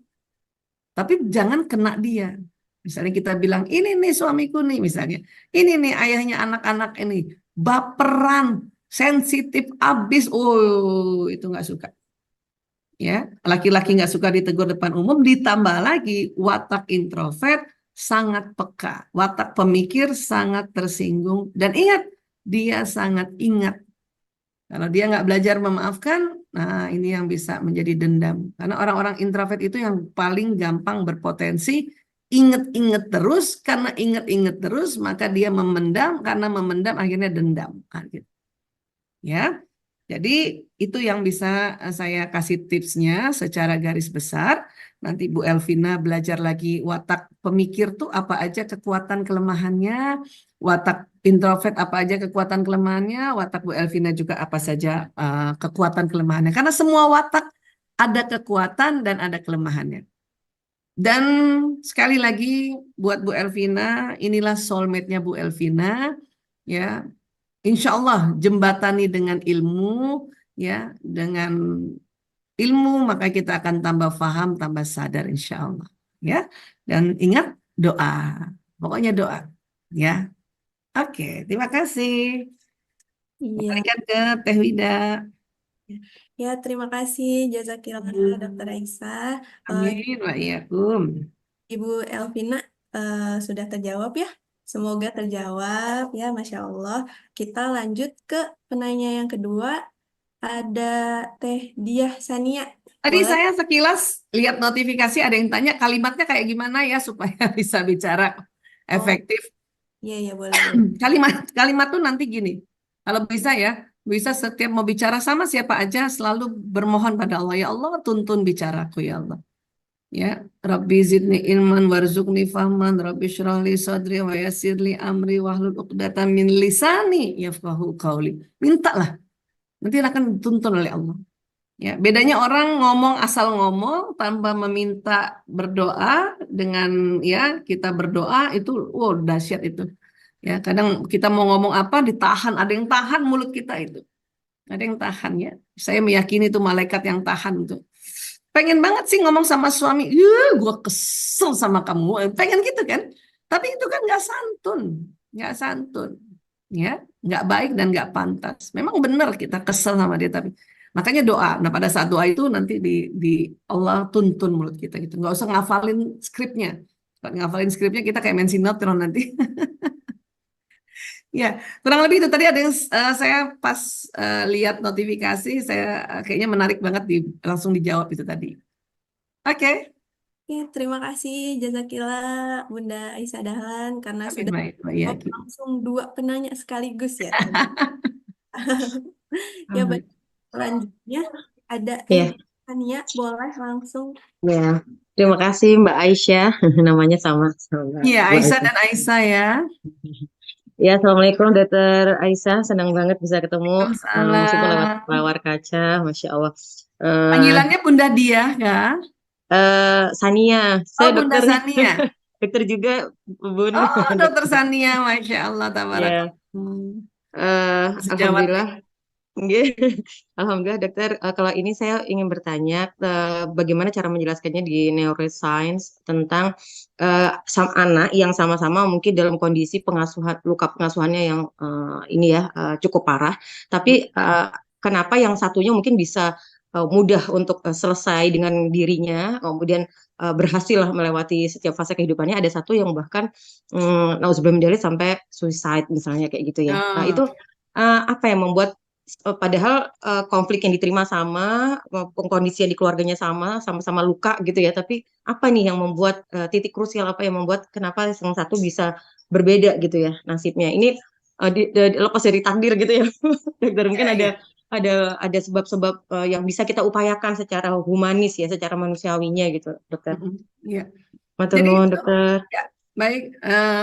Jadi, Dokter Sania, itu kembali lagi ke watak ya. Jadi, ekstrovert, introvert, ambivert ini, ekstrovert ini kan watak yang selalu apa-apa ingin diutarakan langsung, ya. Nah, dalam manajemen emosinya itu juga tipe yang ekspresif orang ekstrovert ini. Sehingga dikala level emosinya turun, misalnya marah, ya, dia karena ekspresif dia bisa langsung utarakan, saya nggak suka sama kamu, marah sama kamu gitu. Ya, itu cara alami manajemen emosi seorang ekstrovert. Sehingga dia tidak mudah turun ke level terus ke bawah. Karena suicide itu ya atau depresi itu adalah level emosi yang ada di bawah apati. Ya, kalau kita buka lagi, punten saya buka dulu lagi ya. Ya. Jadi suicide atau depresi itu berada di bawahnya apati sini. Di bawah sini. Dia frekuensinya di bawah 50. Apati saja ini sudah sesuatu level yang ini udah harus segera dibantu oleh tenaga ya kesehatan karena ini sudah mulai putus asa. Nggak ada, apati muncul karena sedih yang berkepanjangan ya. Nggak ada gunanya saya jadi anak kalau kayak gini, nggak ada gunanya saya sekolah. Misalnya ya disebutlah di sekolah sesuatu karena udah mulai apati. Makin turun dia ya, makin dia masuk depresi, lebih baik saya mati atau paling enggak ada suicide tadi, menyakiti diri sendiri, bentur-benturkan kepala ke tembok ya atau kemudian dia lihat benda tajam nah itu sudah masuk depresi. Nah, watak ekstrovert itu jarang turun ke sini. Karena watak ekstrovert secara level emosi lebih sering di sini. Sombong, marah, buru-buru, sombong, marah, buru-buru. Dan kemudian dia ekspresif kan? Sombong aja dia ekspresif tuh orang ekstrovert. Gue, misalnya gitu, orang ekspresif. Nah, tetapi manajemen emosi ekspresif juga memang baik untuk diri seseorang, tapi nggak baik untuk orang lain. Dia udah rasa nggak marah, tetapi orang lain yang jadi marah. Itu ekspresif. Karena ekstrovert. Nah, ada anak atau ada manusia yang levelnya, wataknya introvert, itu sering jatuh di level ini. Takut, sedih, apati. Takut ini dengan variannya cemas, khawatir, bimbang, ragu, sedih, duka, lara, berlara diri itu. Ya, akhirnya makin turun itu orang introvert karena orang introvert itu adalah tipe pemikir dan pengamat dan kemudian dia memang nggak banyak bicara karena dia banyak bicaranya sama benaknya sama di dalam pikiran itu sering banget levelnya jatuh di sini ya makanya kelemahan orang introvert itu ya mudah khawatir ya takut salah ya itu overthinking. Nah ini dia, jadi kalau saya ditanya ya kok ada anak suicide ya padahal masalahnya sama, itu nomor satu yang saya lihat berarti dia introvert karena dia manajemennya supresif namanya. Kalau ekstrovert tadi ekspresif, ini yang introvert supresif, dia tekan ya marah pun dia tekan akhirnya turun ke bawah, nggak bisa dia sampaikan marah itu makin turun ke bawah. Takut pun dia nggak bisa sampaikan bahwa saya takut, sedih pun ya turun akhirnya turun ke bawah. Itu supresif. Nah, ada lagi watak ambivert namanya. Watak yang separuh ekstrovert, separuh introvert. Nah, itu yang naik turun tuh. Naik turun, naik. Kadang jadi introvert, kadang menjadi ekstrovert, naik turun, naik turun. Ya dia kombinasi antara ekspresif dan supresif. Ya. Nah, terus apakah manajemen emosi keduanya itu tadi sudah tepat untuk supaya menjadikan seseorang lebih baik lagi atau lebih beruntung lagi kehidupannya? Jadi ekspresif dan supresif itu masih belum pas sebetulnya untuk berinteraksi. Ya, supresif oke lah. Ya, orang lain nggak tersinggung, tapi dia yang habis-habisan tuh. Makanya orang introvert tuh habis-habisan tuh. Dia punya pikiran, perasaan, emosinya di sini soalnya. Orang ekstrovert, oke, dia ekspresif. Emang enak badannya, dia nggak neken, tapi orang lain yang tertekan. Maka agar dua-duanya baik diri kita enak dan orang lain enak, maka ada teknik namanya releasing. Releasing. Release itu artinya menahan. Menahan untuk tidak melabrak dan menahan untuk tidak memendam. Releasing ini dalam konsep Islam itu yang disebut sabar. Sabaru, sobar. Sobar, sobaru. Artinya menahan. Menahan untuk tidak apa? Melabrak. Maksudnya apa? Tidak melabrak dan tidak menahan untuk disupresifkan. Sehingga takutnya dia masuk ke depresi. Dengan cara apa? Tahan sebentar. Itu tadi rubah posisi. Olah nafas. Sebut Allah. Supaya naik ke atas dulu. Ya, bagus naik sampai menerima atau damai, tenang dulu. Terus kita nggak perlu kasih tahu orang itu bahwa orang itu salah, boleh. Sampaikan ke suami bahwa ada saya yang tidak suka sama engkau, makanya ambil waktu dulu, sabar dulu. Tadi posisi duduk, posisi tidur supaya masuk dulu ke level mutmainnah ini. Dan minta waktu tadi karena laki-laki selalu ingin senang. Makanya bapak-bapak lebih senang rapat, meeting. Karena meeting jelas waktunya berapa lama dan itinerary-nya apa yang dibahas jelas dibanding ngobrol ngalur ngidul. Nggak suka tuh laki-laki. Ya, maka tanya. Jadi udah tenang, kita ngomongnya enak, to the point. Plek plek plek plek plek. Dia ngerti, dia paham dan dia nyaman. Ya, apa yang kita sampaikan dan dia tahu, oh istri saya kepengen dipeluk doang. Tapi kalau kita sampaikan dalam keadaan marah, semuanya disebut. Bahkan yang dulu-dulu pasti diulang-ulang lagi. Ya, itulah kita perempuan ahli sejarah. Kadang muncul lagi yang dulu-dulu. Padahal cuma kepengen, ayah peluk aku. Itu bisa diomongin pada saat kita levelnya udah di mutmainnah. Ya. Jadi sekali lagi, kalau dilihat, kok bisa ada beda ya seseorang menyikapi itu juga karena perbedaan watak tadi. Dan kedua, perbedaan manajemen emosi secara alaminya. Yang selama ini kita disuruh sabar itu untuk apa? Untuk kita bisa, kalau bahasanya ahli-ahli manajemen emosi itu masuk ke fase releasing. Release. Ya. Jadi kalau lagi kesel jangan langsung ngelabrak, tapi jangan juga mendem gitu. Maka duduk, buang pakai nafas. Kalau perlu ada tulisan kesel, marah. Ya. Lebih mulia lagi sebut-sebut Allah, astagfirullahaladzim ya Allah, la haula wala quwata illa billahil aliyil. Terus sampai tanpa rasa di dalam otak kita itu naik level emosinya. Udah tenang, janjian sama orang yang ingin kita ajak bicara. Ya, walau alam bisawab, tapi itulah kalau dari tinjauan ilmu neuropsikologi yang bisa saya sampaikan. Ya, Terima kasih, demikian. dokter. Allah, terima kasih jazakillah Dokter Aisyah Dahlan. Nah, gimana nih Mbak Iya. Nia, apakah sudah terjawab? Alhamdulillah, matur nuwun. Ya, Dokter Tania praktek di mana? Surabaya, dokter. Oh, Di Surabaya. PLN. Iya. Masya Allah. Kapan-kapan kalau kita ke Surabaya, kita ketemu makan rawon setan ya. Iya, ya, dok. Kabar-kabari, dok. Nanti Iya. lihat aja. Lihat di IG saya, mungkin masuk saya di Surabaya. Karena kayaknya mau ke Surabaya nanti. Siap, Tapi siap. Izin DM ya, dok.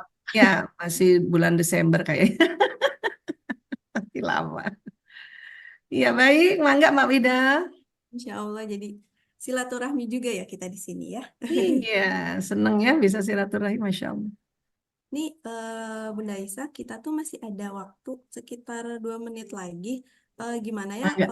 Jadi Bunda Isanya apakah mau ada penanya satu lagi? Boleh. Bismillah. Mudah-mudahan jadi yang nanya-nanya ini mudah-mudahan itu menginspirasi juga teman-teman yang bertanya lainnya. Punten kalau belum semuanya satu-satu dijawab ya. Mudah-mudahan Allah memberikan petunjuk pada kita semua di dalam menghadapi masalah-masalah ya dan konflik-konflik.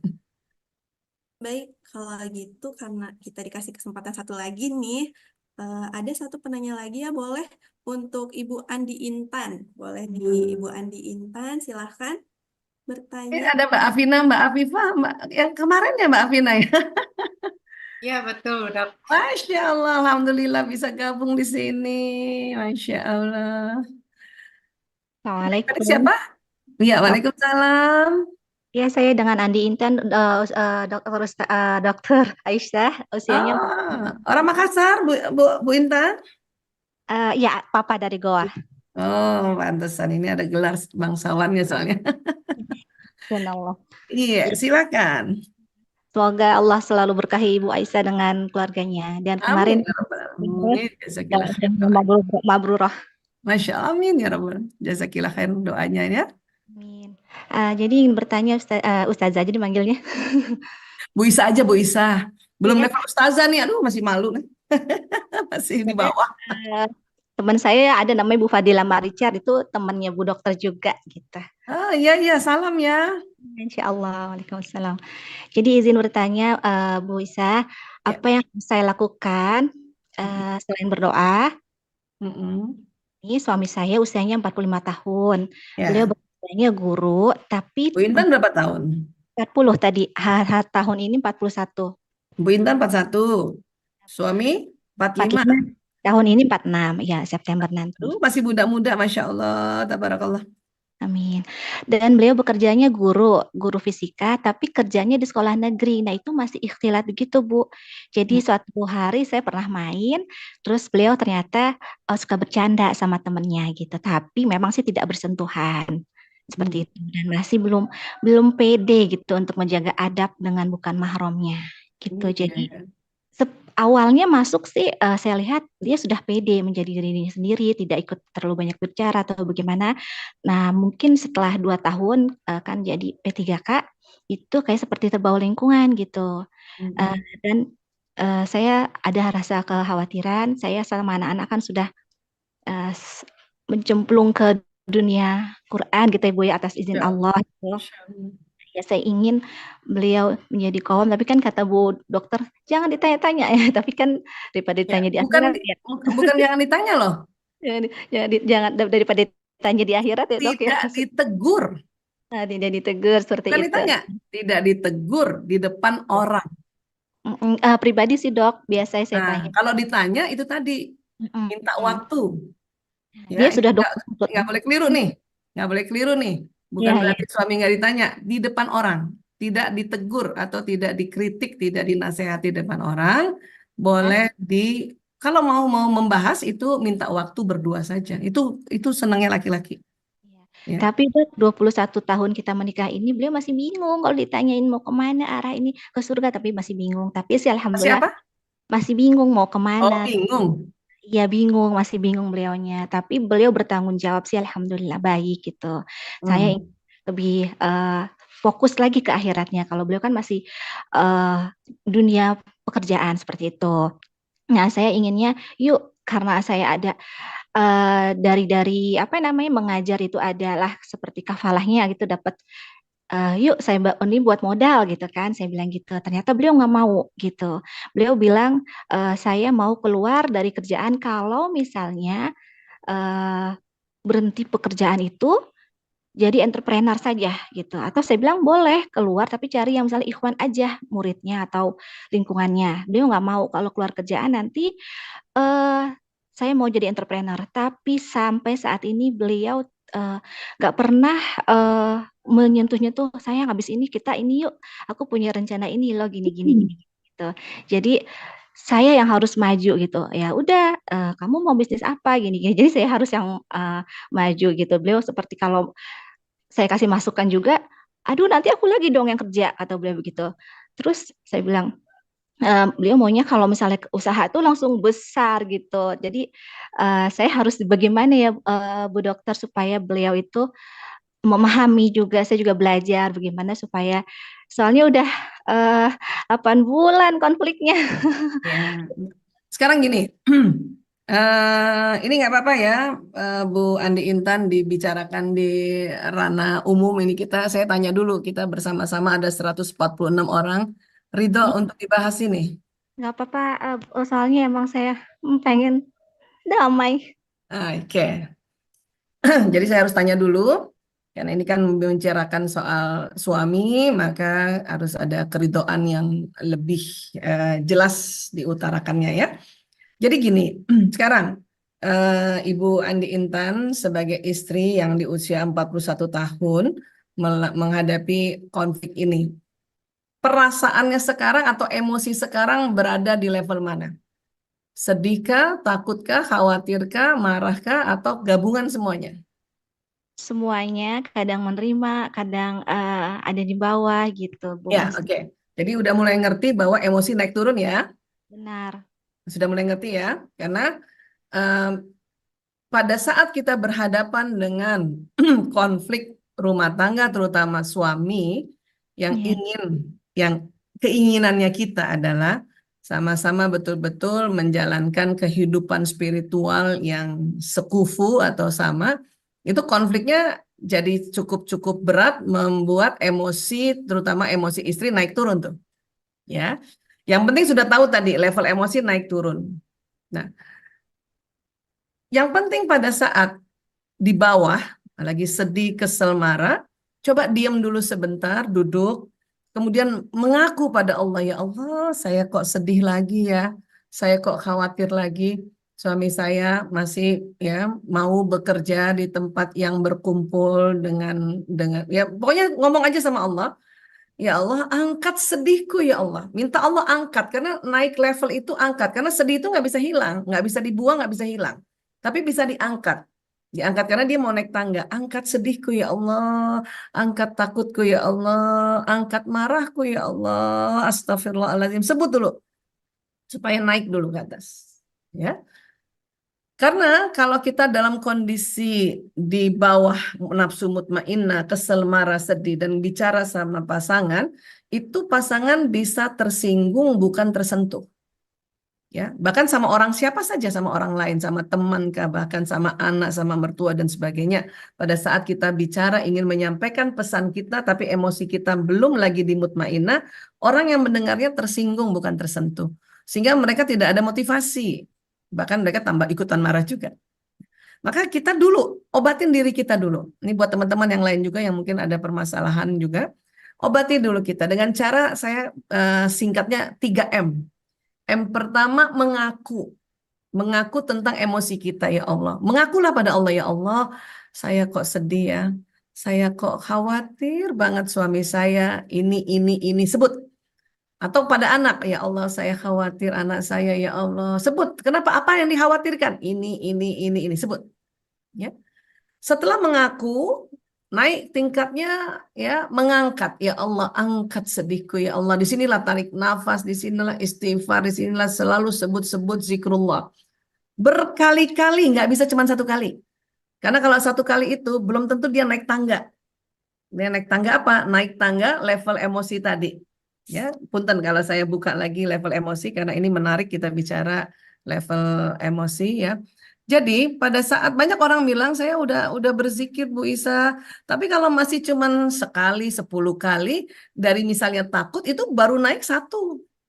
Makanya mengapa zikrullah itu para ulama minta ratusan kali, ribuan kali agar dia bisa naik ke atas, dan betul-betul naik ke atas itu nggak bisa dari takut loncat ke menerima, nggak bisa.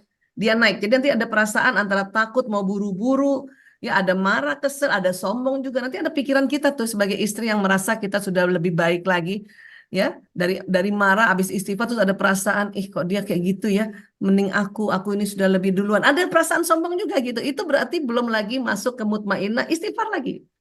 Istighfar lagi, zikrullah lagi. Karena belum, pada saat sombong kita bicara sama suami, dia tersinggung, bukan tersentuh. Terus lagi, terus.